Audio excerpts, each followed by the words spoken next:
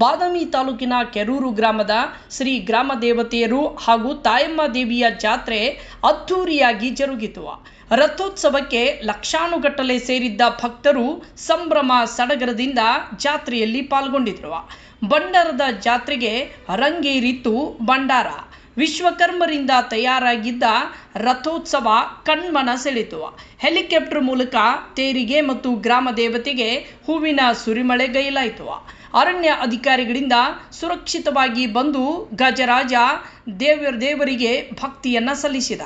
ಎಂದು ತಮಟೆ ನಾದಕ್ಕೆ ಹೆಜ್ಜೆ ಹಾಕುವ ಕುದುರೆಯ ನೃತ್ಯ ಎಲ್ಲರ ಗಮನ ಸೆಳೆಯಿತು.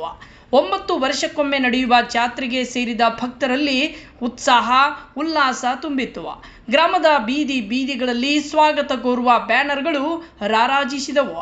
ವಿದ್ಯುತ್ ದೀಪದಿಂದ ಇಡೀ ಪಟ್ಟಣ ಅಲಂಕೃತಗೊಂಡಿತ್ತು.